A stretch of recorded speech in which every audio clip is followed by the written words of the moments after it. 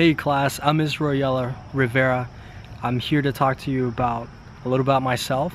I am a senior this semester. I'm very excited to graduate in the spring with a bachelor's degree in early childhood education. This class is going to help me a lot as it entails helping families build that literacy foundation so that students can grow up to be successful in school and ultimately in their jobs.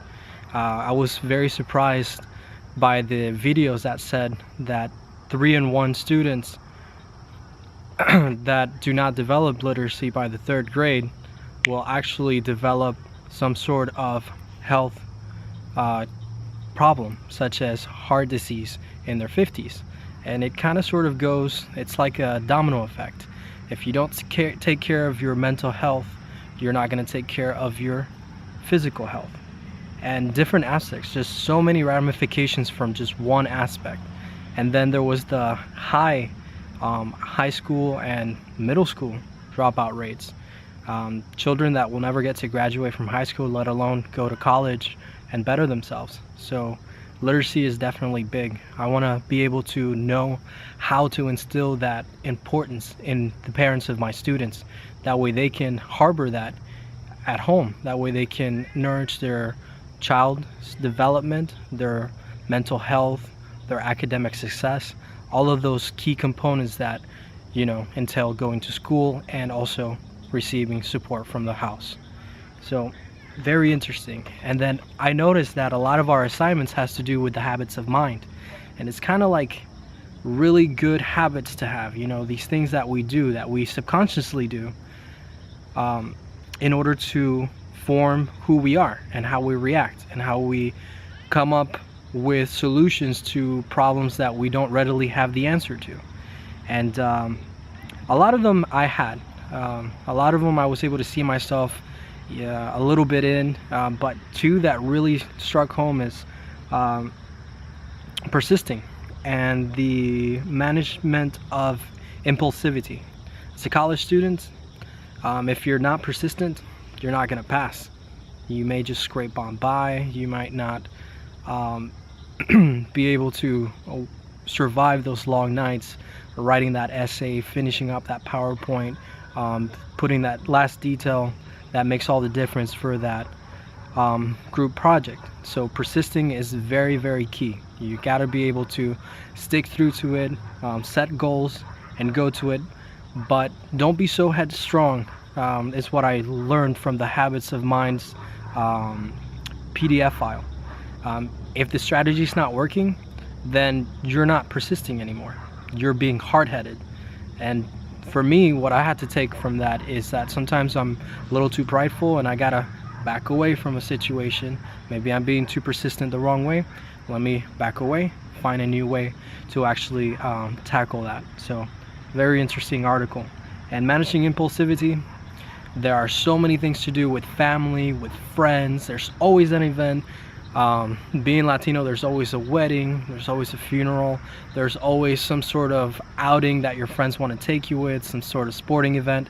And yeah, you pick and choose. You got to make sure that you live life, but your education is very important. So being able to manage that impulsivity, it's gonna come into play later on in life. When I'm an education professional, I'm gonna have to resist the impulse to say things that may not be professional, but instead be persistent in maintaining my academic demeanor, my educated mental state, instead of what Israel may feel about a particular student, person, situation at the time. So managing impulsivity, practicing it now, will definitely help me out a lot in situations as an educator. So three of the habits that I really want to be able to hone in and be able to grow in are responding to wonderment and awe, responding with wonderment and awe, I apologize, and gathering data through all the senses, and taking responsible risks. So the first one, responding with wonder and awe. I think about our founding fathers and anyone who's ever been great at anything. They found wonderment and awe in that subject. They were able to make it their own. They were able to stand back and say, wow, this is important, this is worthwhile, this is something that it's gonna take up all of my mental capacity, and I'm gonna be great at it, and people will know, and it's gonna impact society in one way, shape, or another. So that behavior of that habit of mind, it's something that I want to be able to actually maintain, because as of right now, I have this passion for education, and I don't want it to ever go away. That way I can someday perhaps be great, just like those people that I mentioned. So number 2, gathering data through all the senses.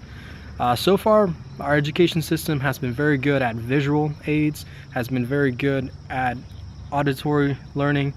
It's kind of difficult to sort of add olfactory and tactile, although there are some hands-on